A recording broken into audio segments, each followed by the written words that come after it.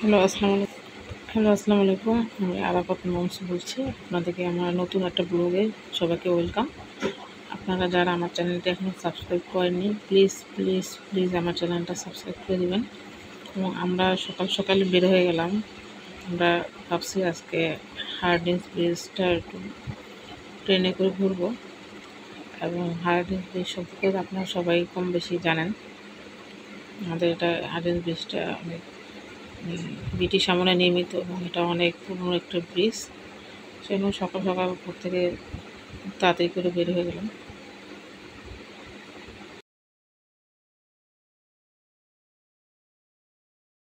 এবং আমরা পৌঁছে গেলাম ট্রেনে। হার্ডিঞ্জ ব্রিজ বাংলাদেশের ঈশ্বরদী, পাবনা এবং ভেড়ামারা, কুষ্টিয়া অবস্থিত পদ্মা নদীর উপরে একটি স্টিল রেলওয়ে ট্রাস ব্রিজ। এটি লর্ড হার্ডিঞ্জের নামে নামকরণ করা হয়েছে। সেতুটি 1.8 কিলোমিটার দীর্ঘ। এই ব্রিজটা আমরা সবাই কম বেশি সবাই বাংলাদেশের নাগরিক যারা সবাই চিনি এবং এখানে ওঠার আমার একটা ড্রিম ছিল, আসলে ড্রিমটা আল্লাহ পূরণ করেছে। এখানে ব্রিজটার অনেক ইতিহাস আছে, আপনারা সবাই দেখবেন, অনেক বড় ইতিহাস এটা।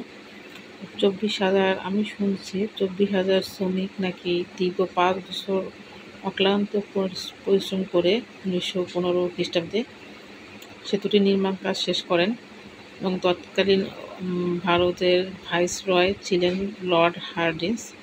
তার নাম অনুসারে এই ব্রিজটি নির্মিত করা হয়েছিল এবং ব্রিজটির ব্যয় হচ্ছে 3,51,32,164 টাকা।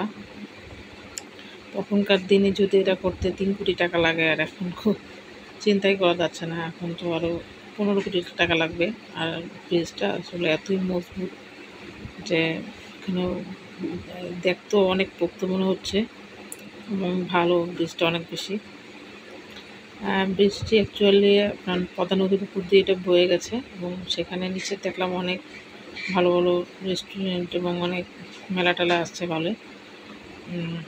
পাবনা জেলার পাকশি রেল স্টেশনের দক্ষিণে পদ্মা নদীর উপর দিয়ে এই ব্রিজটি নির্মিত। হার্ডিঞ্জ ব্রিজ ঈশ্বরদী ভেড়ামারা সীমানায় পদ্মা নদীর উপরে অবস্থিত এবং এটা হচ্ছে 105 বছর পুরনো হার্ডিঞ্জ ব্রিজ। এটি বাংলাদেশের বৃহত্তম রেল সেতু। আর আপনারা সবাই দেখতে পাচ্ছেন, আমরা শুধু কিছু পিকচার ক্যাপচার করে নিলাম এখান থেকে। আপনারা যদি কখনো এই জায়গায় যান তো অবশ্যই কিছু পিকচার তুলতে পারবেন। আপনাদের সবাইকে অনেক ধন্যবাদ আমার ভিডিওটা দেখার জন্য এবং আমার জন্য দোয়া করবেন, আমার পরিবারের জন্য দোয়া করবেন। আমরা বৃষ্টি একেবারে শেষ পর্যায়ে চলে আসলাম।